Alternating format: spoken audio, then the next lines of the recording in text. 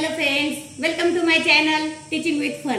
तर फ्रेंड्स, आजच्या व्हिडिओमध्ये आपल्याला जेंडर आणि जेंडरचे प्रकार बघायचे आहेत। आता यामध्ये ह्या व्हिडिओमध्ये सुद्धा मी शक्यतो प्रत्येक व्हिडिओमध्ये म्हणजे बरेच व्हिडिओ मी असे केलेले तयार की ज्यामध्ये मराठीमधून आणि इंग्लिशमधून आणि त्याच प्रकारे हिंदीचा सुद्धा तुमचा अभ्यास होणार आहे।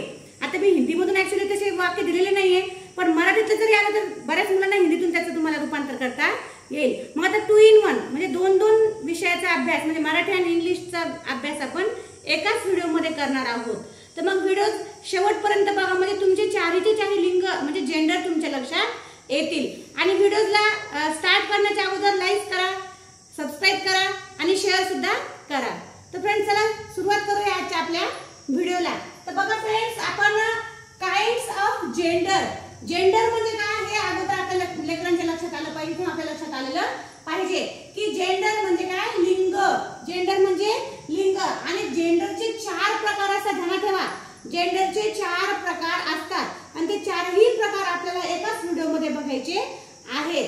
तर फ्रेंड्स, सुरुवातीला बघूया आपण। पहिला जेंडर आहे मस्क्युलिन जेंडर। पहिल्या जेंडरचं नाव आहे मस्क्युलिन जेंडर, म्हणजे फक्त हा जो जेंडर आहे तो फक्त आपण मेल म्हणजे पुरुष जातीला वापरू शकतो, म्हणजे त्यांनाच वापरतो आपण हे ओन्ली मेल म्हणजे फक्त जेंट्स किंवा मेल किंवा मग प्राण्यांमध्ये सुद्धा फिमेल आणि मेल असे 2 प्रकार असतात, म्हणजे स्त्री आणि पुरुष त्या प्रकारे। आता याचा पण अर्थ काय होतो म्हणजे याचा कसं आपल्या ध्यानात ठेवायचं हे आपल्याला बघायचंय। आता ओन्ली मेल म्हणजे पुल्लिंग। आता पुल्लिंग म्हणजे काय की जो पिलांना जन्म देत नाही किंवा जो अंडी वगैरे सुद्धा घालत नाही, म्हणजे पुल्लिंग म्हणजे मर्द माणूस त्या प्रकारे। आता याच्यामध्ये वेगवेगळे प्रकारचे प्राणी येतात, पक्षी येतात आणि पुरुष मंडळी सुद्धा याच्यामध्ये येतात। आता समजा बॉय, आता बघूया आपण बॉय काय आहे, मुलगा आहे। हा काय झाला मग आपला पुल्लिंग मध्ये झालेला आहे बॉय। त्यानंतर याच्यामध्ये आणखी वेगवेगळे शब्द येऊ शकतात, समजा आता कॉबलर म्हणजे काय, सांभार। त्यानंतर बार्बर म्हणजे काय, नाभी।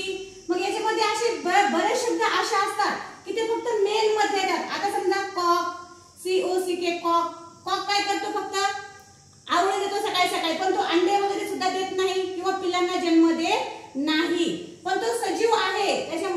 तो काय आहे, लिव्हिंग थिंग, सजीव आहे पण तो पिलांना जन्म देत नाही, म्हणजे ते कोणत्याही नवीन जीवाला जन्म देत नाही। तशा शब्दालाच मग आपण मस्क्युलिन जेंडर असं म्हटलेलं आहे। जसं मुलगा, मोर, पोपट आहे की नाही, अशा प्रकारचे बरेच एक्झाम्पल, बरेच उदाहरणं आहेत की जे पिलांना जन्म देत नाही किंवा अंडी सुद्धा घालत नाही। अशाच शब्दांना किंवा अशा प्राण्यांना आपण काय म्हणतो, मग पुल्लिंग असं म्हणलो, म्हणजे त्याला इंग्लिश मध्ये म्हणतात मस्क्युलिन जेंडर। आता हे आपल्या लक्षात आलं असेल की मस्क्युलिन जेंडर म्हणजे फक्त ओन्ली मेल, फक्त पुरुषांकरिताच हे शब्द वापरलेलं असतं। आता 2 नंबरचा आहे फेमिनाईन म्हणजे काय, फेमिनिन मीन्स स्त्रीलिंगी। आता स्त्रीलिंगी म्हणजे काय, पहिलं काय बघितलं आपण, जो पिलांना जन्म देत नाही, तो जीव दुसऱ्या जीवाला जन्म देत नाही। पण आता इथं असं आहे की सजीव आहे पण आणि तो पिलांना जन्म देते, ती काय करते, पिलांना जन्म देते किंवा अंडी घालते। मग अशा जेंडरला काय म्हणतात, फेमिनिन जेंडर, म्हणजे ओन्ली फिमेल म्हणजे फक्त स्त्री जातीसाठी वापरलेलं आहे। आता एक्झाम्पल मध्ये आपण घेऊया कुत्री सुद्धा पिलांना जन्म देते की नाही, शाबाश आहे, बरोबर, एकदम सही सांगितलं। कुत्री पिलांना जन्म देते। त्यानंतर कोंबडी काय करते, अंडे देते आणि अंडे दिल्याच्या नंतर सुद्धा तीच पिलांना जन्म घालत असते, आहे की नाही। कोंबडा अंडीवर कधी बघितलेलं आहे का आपण, कोंबड्याला बसवलेलं नाही। मग याचा अर्थ काय होतो, फक्त त्याच्यामध्ये कोंबडी येऊ शकते। कोंबडा कोणीकडे आला, आपला मेल जेंडर मध्ये आलेला आहे की नाही। आता हे फिमेल जेंडर चालू आपले। मग स्त्री, नंतर लांडोर, असे बरेच एक्झाम्पल येतात। हे झाले आपले मराठीतले एक्झाम्पल। आता आपण याचा इंग्लिश मध्ये बघूया। वुमन म्हणजे काय, स्त्री, बाई, आहे की नाही, आपली आई, आपली बहीण, भाऊजाई, काकू, मामी, मावशी कोणतीही, त्याला म्हणतात फिमेल जेंडर म्हणजे स्त्री, म्हणजे वुमन म्हणजे काय मग स्त्री. त्यानंतर हेन, हेन काय करते अंडे देत असते. त्यानंतर पीहेन, पीहेन म्हणजे काय लांडोर आहे की नाही. काही बीच, बीच पडली सुद्धा बी. आता जेंडर आहे आपलं कॉमन जेंडर. कॉमन जेंडर म्हणजे काय बघा आता. कॉमन जेंडर म्हणजे सामान्य. कॉमन जेंडर म्हणजे काय, कॉमन जेंडर मी सामान्य. म्हणजे आता सामान्य म्हणजे तरी काय हे पण लक्षात यायला पाहिजे आपल्या, आहे की नाही.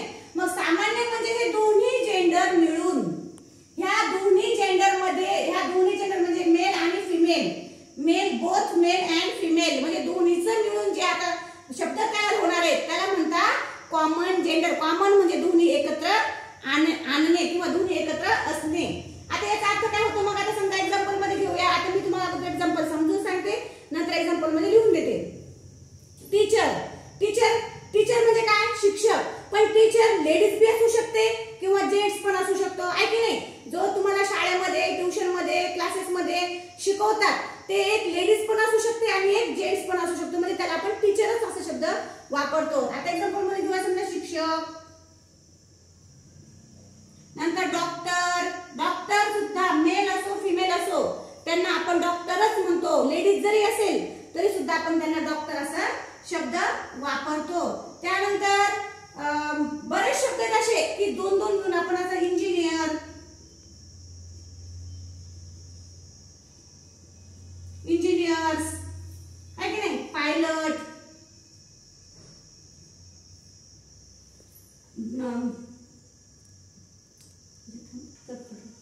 पायलट. त्यानंतर ड्रायव्हर. आता पायलट म्हणजे काय विमान चालवणारा. विमान चालवणारा कोण असते लेडीज पण आहे आणि जेंट्स सुद्धा आहे. ड्रायव्हर, आता ड्रायव्हर म्हणजे काय नुसतं ट्रक ड्रायव्हर नव्हे, कार, सायकल चालवणारा, ट्रेन चालवणारा, कोणतीही गाडी चालवणारा. आता लेडीज सुद्धा चालवू शकते आणि जेंट्स सुद्धा चालवू शकतात. अगोदर फक्त जेंट्स होते पण आता शासनाने खूप सुविधा दिल्या लेडीजला, त्यामुळं हे प्रत्येक क्षेत्रामध्ये सुद्धा लेडीज उतरलेल्या आहेत. म्हणून दोन्हीच समान अधिकार इथे झालेला आहे. म्हणजे दोन्ही मिळून तुम्ही कोणतेही खेळाडू म्हणा, प्लेयर्स म्हणा, आहे की नाही. खेळाडू पण होऊ शकते. खेळाडू पण काय असतात मग स्त्री पण असू शकते, जेंट्स पण असू शकते. अशा प्रकारे आता इंग्लिश मध्ये समजा आता टीचर, नंतर डॉक्टर, नंतर ड्रायव्हर, नंतर प्लेयर. असे वेगवेगळ्या क्षेत्रामध्ये, वेगवेगळ्या कंपन्यांमध्ये, वेगवेगळ्या ऑफिसमध्ये, वेगवेगळ्या ठिकाणी, बऱ्याच ठिकाणी आपण असं बघतो की दोन्ही मिळून, म्हणजे ज्या ठिकाणी आता समजा लीडर्स पण आहेत म्हणजे नेता, मंत्री, पंतप्रधान, पीएम सुद्धा. आता सध्या आपले पंतप्रधान कोण येतं नरेंद्र मोदी, पण इंदिरा गांधी सुद्धा आपल्या पीएम होऊन गेलेल्या आहेत. मग अशा प्रकारे दोन्ही काम सांभाळणारे म्हणजे लेडीज आणि जेंट्स मिळून जे काम सांभाळतात त्यांना म्हणतात मग कॉमन जेंडर. म्हणजे दोन्हीचं मिळून होत असतं. ध्यानात ठेवा, फिमेल आणि मेल दोन्ही मिळून जे काम करतात त्याला म्हणतात कॉमन जेंडर. म्हणजे तिथं कोणीही असू शकतो, लेडीज पण असू शकते किंवा जेंट्स पण असू शकते, पण त्या दोन्हीला आपण एकच नावानं आवाज देतो, समजा डॉक्टर, इंजिनियर्स वगैरे. आता त्यानंतर शेवटचं आहे आपलं न्यूट्रल जेंडर. आता न्यूट्रल म्हणजे काय नपुंसक लिंग. नपुंसक लिंग म्हणजे नॉन लिव्हिंग थिंग मध्ये येते, म्हणजे निर्जीव वस्तू. हे तर सगळ्यांच्या ध्यानात आहे. निर्जीव म्हणजे ज्यामध्ये जीव नाही. आता अशा बऱ्याच वस्तू येतात की समजा आता घ्या आपण एक्झाम्पल मध्ये घेऊया पंखा, त्यानंतर खुर्ची, त्यानंतर टेबल, त्यानंतर दार, त्यानंतर खिडकी. कोणतीही निर्जीव वस्तू. लक्षात ठेवा न्यूट्रल जेंडर म्हणजे नॉन लिव्हिंग थिंग, म्हणजे नपुंसक लिंग. ज्या लिंग मध्ये जीव नाही, तो पिल्लांनाही जन्म देत नाही किंवा अंडे घालत नाही किंवा कुठेही जॉब सुद्धा करत नाही. म्हणजे ह्या वस्तू असतात. वस्तू म्हणजे आपल्या घरातल्या असतील, ऑफिस मध्ये असतील, दुकानातले असतील, कोणत्याही वस्तूला आपण काय म्हणतो मग न्यूट्रल जेंडर असं म्हणत असतो. आता हे झालं आपलं काही मराठी मधून. आपल्याला असे खूप एक्झाम्पल येतात की आपण चारही लिंग्स मध्ये, जेंडर्स मध्ये आपण वेगवेगळे एक्झाम्पल घेऊ शकतो. फक्त आपल्या लक्षात येणं गरजेचं आहे काय की gender, neutral gender, common gender, masculine gender, feminine gender, हे जेंडर जर आपल्या लक्षात आले तर मग आपल्याला कोणत्याही जेंडर मध्ये जेव्हा आपल्याला जेंडर ओळखा वगैरे असे प्रश्न आले तर मग त्यामध्ये आपण कन्फ्युजन होणार नाही. मग आता हे सगळे शेवटचं न्यूट्रल जेंडर मध्ये आपण घेतलं निर्जीव वस्तूमध्ये. तर मग आता त्याच्यामध्ये आपण इंग्लिश मध्ये घेऊ शकतो fan, chair, table, door, window. अशा प्रकारे आपण न्यूट्रल जेंडर मध्ये अनेक एक्झाम्पल घेऊ शकतो. आता काय करा, बाकीचे तुम्हाला जर आठवत असतील आणखी बरेच जेंडर आहेत, आता मी एकाच व्हिडिओ मध्ये एवढं काही देऊ शकत नाही आपल्यासाठी. तर आपण आता इथून शोधा न्यूट्रल जेंडर कोणते आहेत आणखी ते शोधा. फेमिनिन जेंडर मध्ये शोधा, मस्क्युलिन जेंडर मध्ये शोधा, कॉमन जेंडर मध्ये शोधा आणि न्यूट्रल जेंडर मध्ये. चारही जेंडर मध्ये आणखी शब्द शोधा आणि आपल्या नोटबुक मध्ये नोट करा आणि त्याचा अभ्यास सुद्धा करा. तर फ्रेंड्स, आता मला आशा आहे, आय होप की मी जे शिकवले तुम्हाला चारही जेंडर ते तुमच्या लक्षात आलेले असतील. जर माझे व्हिडिओज आपल्याला आवडत असतील तर लाईक करा, शेअर करा आणि सबस्क्राईब लवकरात लवकर करून घ्या. की सबस्क्राईब जर केलं तर तुम्हाला नवीन असाल आपण, तर सबस्क्राईब केल्यामुळे तुम्हाला माझे नवीन नवीन व्हिडिओज, नवीन नवीन अभ्यासाचे, नवीन नवीन संदर्भामध्ये वेगवेगळे व्हिडिओ टाकायले मी, तर हे आपल्यापर्यंत लवकरात लवकर पोहोचले पाहिजे. Thank you very much.